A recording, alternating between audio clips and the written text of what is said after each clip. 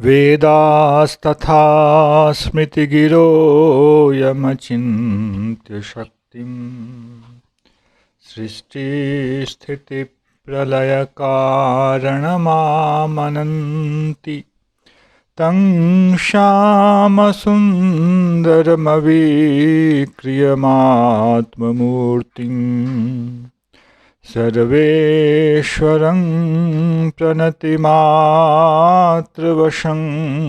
भजामः। अज्ञाननिरधिरुपैति यया विशोषं भक्तिः परापि भजते परिपोषमुच्चैः।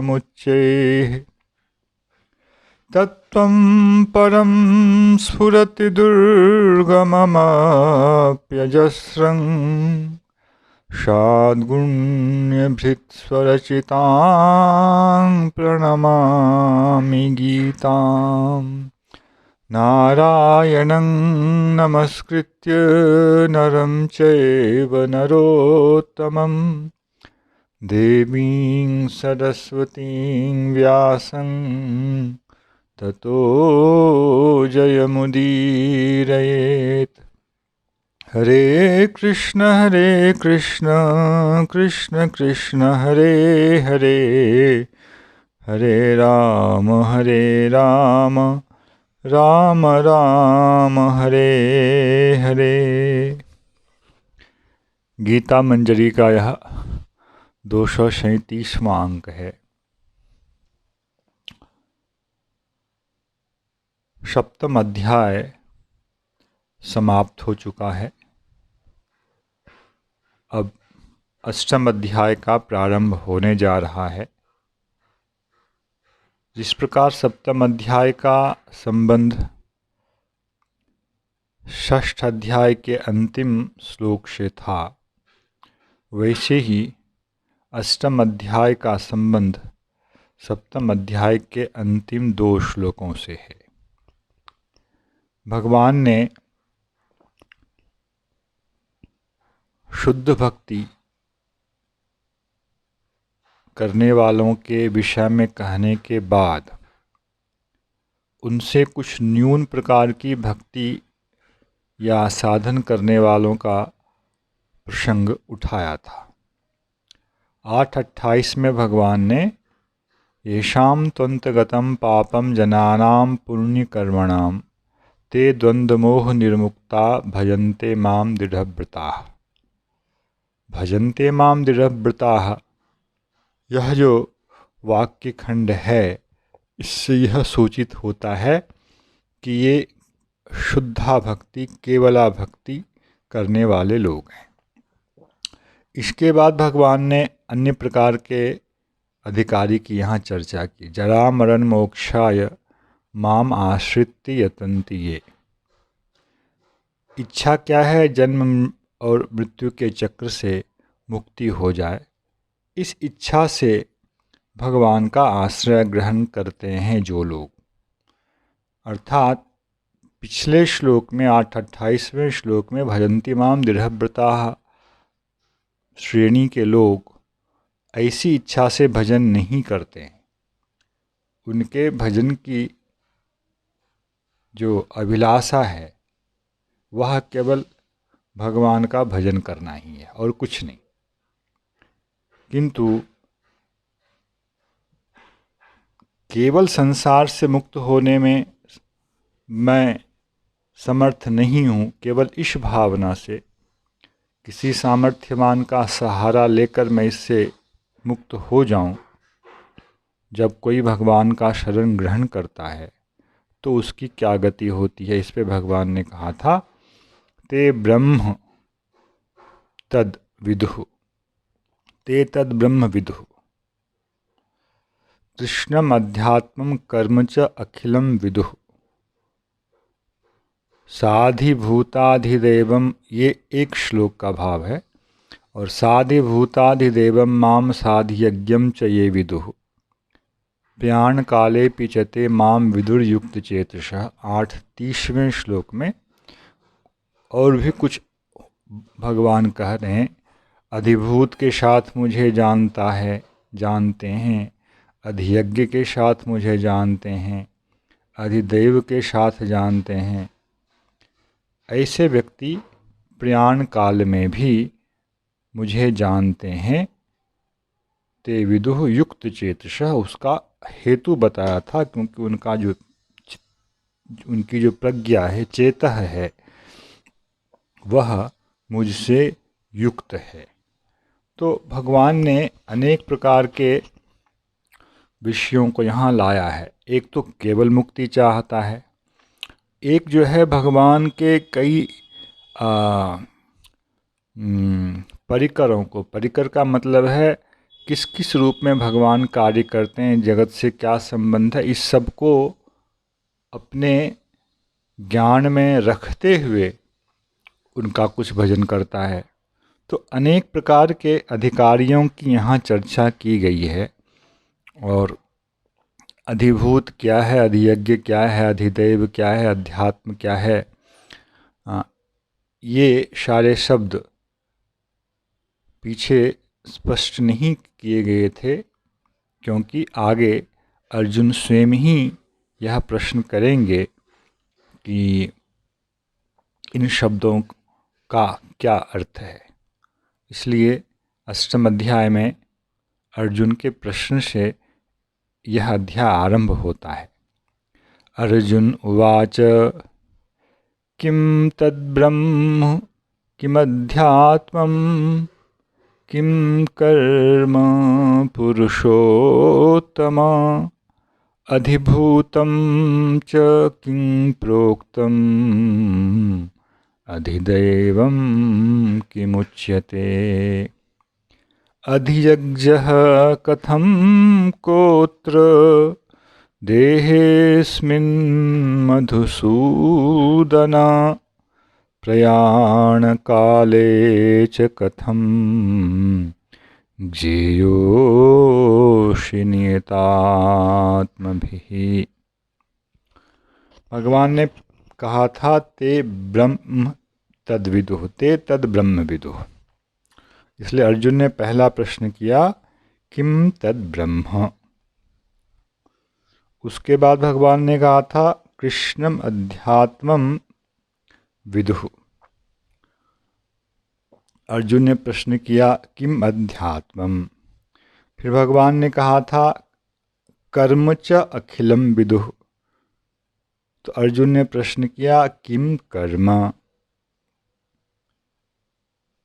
फिर भगवान ने कहा था साधिभूताधिदैवम मांग विदुः।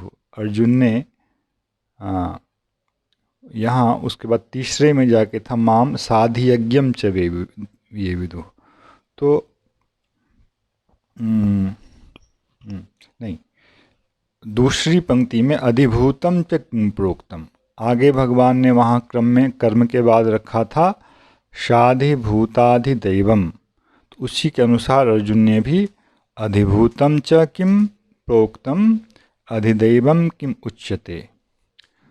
उसके बाद भगवान ने वहाँ कहा था साधियज्ञम च ये विदुः। तो अर्जुन ने प्रश्न किया अधियज्ञम कथम कोत्र।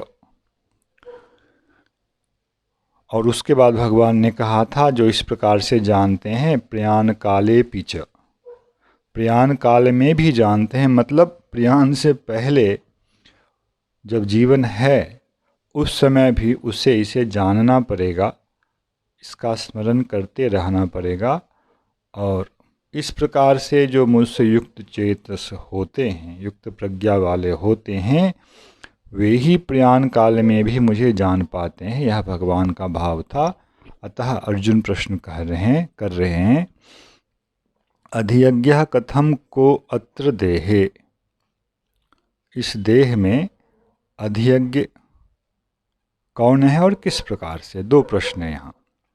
और फिर अंतिम प्रश्न है प्रयाण काले च कथम ज्ञेयोसि, मृत्यु के समय आप किस प्रकार से ऐसे लोगों के द्वारा ज्ञेय होते हैं। नियतात्म भी, यह अधिकारी की सूचना है जिनके मन, प्राण, बुद्धि इंद्रियां, ये सब जो हैं संयमित हैं, उनके द्वारा कैसे जाने जाते हैं। तो किम ब्रह्म, किम अध्यात्मम, किम कर्म, किम अधिभूतम, किम अधिदैवम, कः अधियज्ञः, कथम अधियज्ञः, प्रियान काले च कथम ज्ञेयोसि।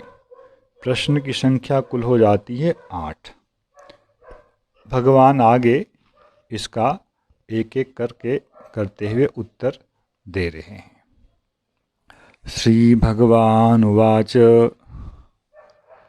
अक्षरं ब्रह्म परमं स्वभावोऽध्यात्ममुच्यते भूतभावोद्भवकरो विसर्गः कर्म संजितः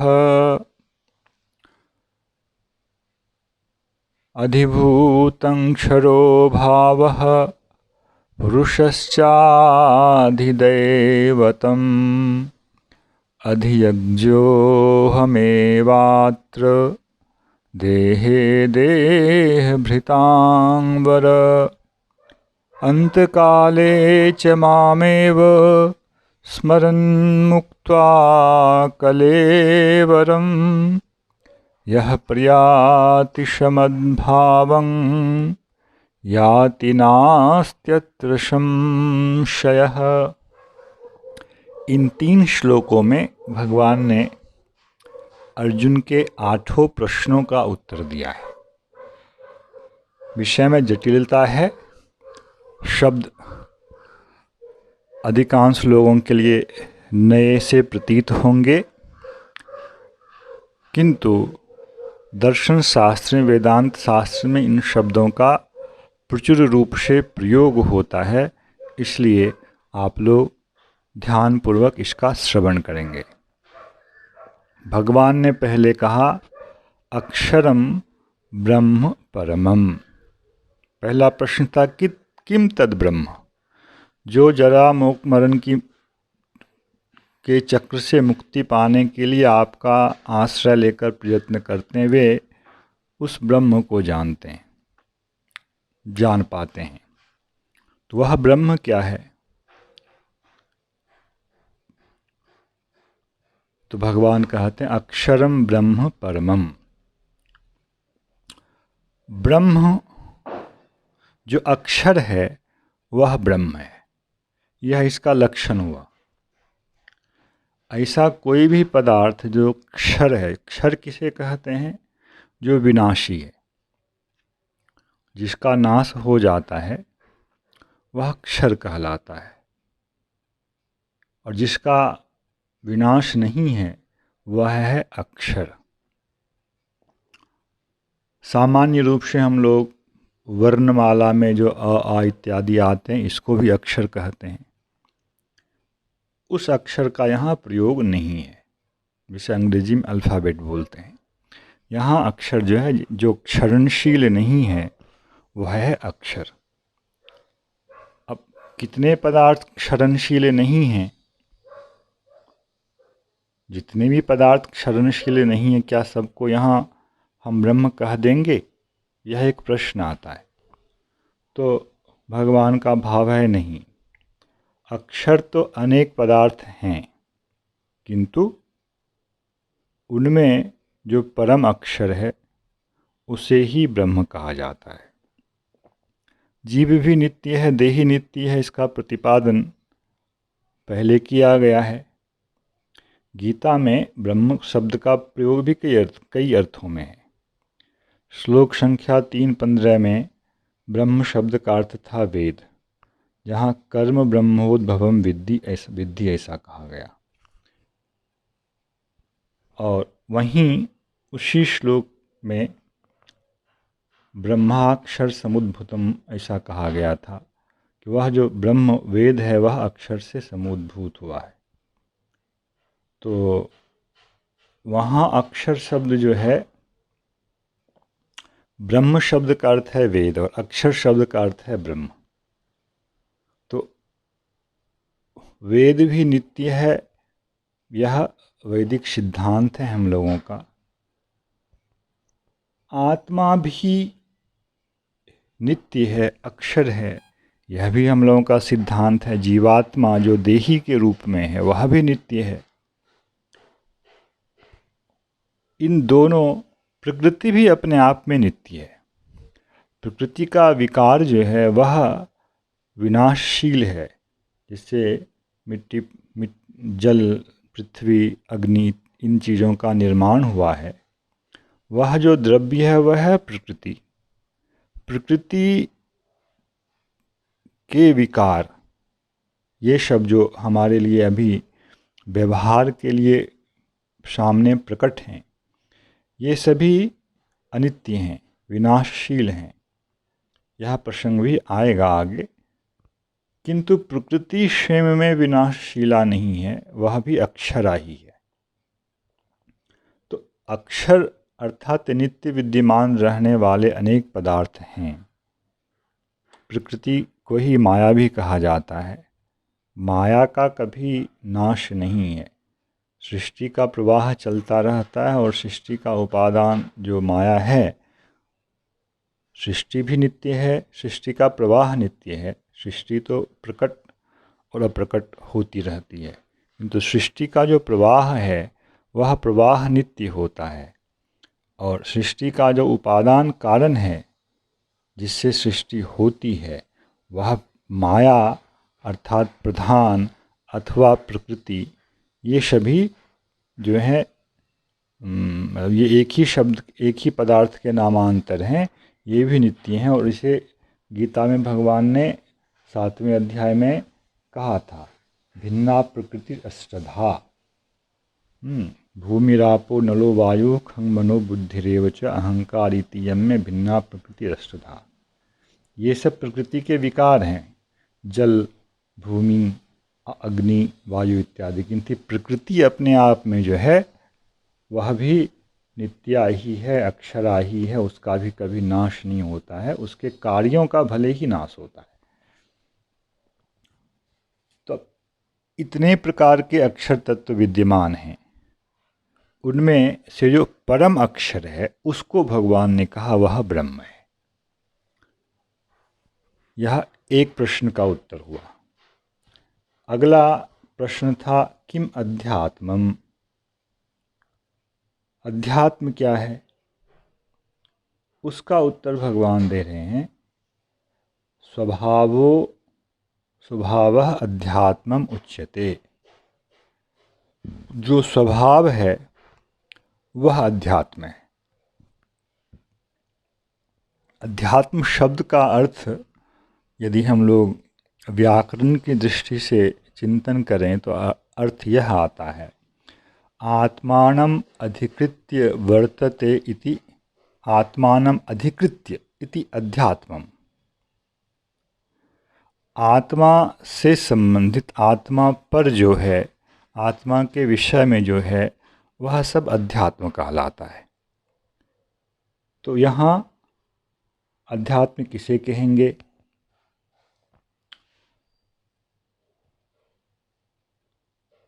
जीवात्मा से संबंधित जो उसका आवरण है, सूक्ष्म शरीर, स्थूल शरीर, उसके अंदर होने वाले विकार, वासनात्मक विकार, जो चिंतन का प्रकार है, कर्म की प्रवृत्ति है, ये सब कुछ जो है ये अध्यात्म के अंतर्गत आ जाते हैं। और स्वभाव शब्द से जिसे हम बोलते, उसका स्वभाव यह है। स्वभाव शब्द जो है जिस चीज़ को लक्ष्य करता है, जिस पदार्थ को, वह अंतःकरण का भाव होता है। किंतु वेदांत में यहाँ अध्यात्म के अंतर्गत इन सब का ही संग्रह हो जाएगा। उसके बाद अगला पद है, भूत भावोद्भव करो विसर्गः कर्म संगिता। जीवात्मा है, उसके साथ जड़ित उसका सूक्ष्म शरीर, स्थूल शरीर है, किंतु इस स्थूल शरीर की प्राप्ति जिसके द्वारा होती है,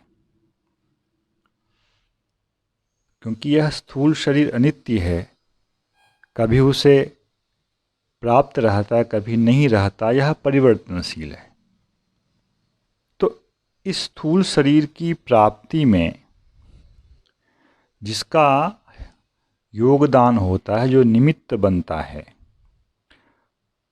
उसे कहते हैं विसर्ग, और उस विसर्ग को कर्म कहा जाता है। ऐसे विसर्ग का मतलब होता है देह की प्राप्ति, और उसका जो हेतु है वह है उसके द्वारा किया हुआ कर्म, इसलिए विसर्ग को कर्म कहा गया।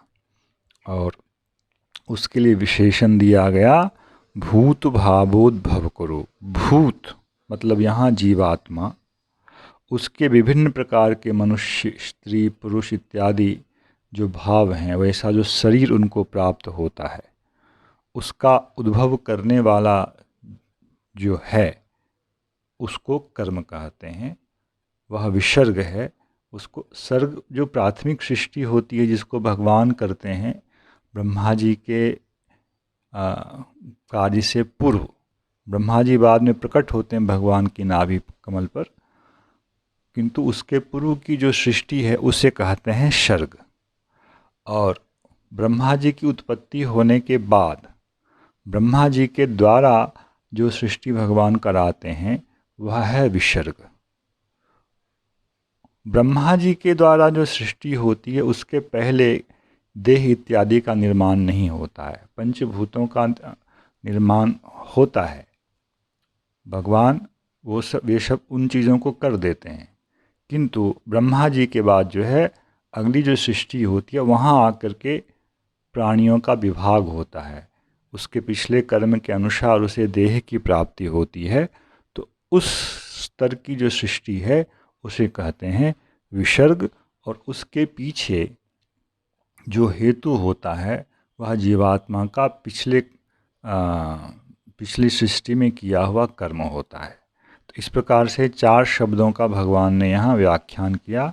अक्षर क्या है, स्वभाव क्या है, विसर्ग क्या है, 3 शब्दों का किया।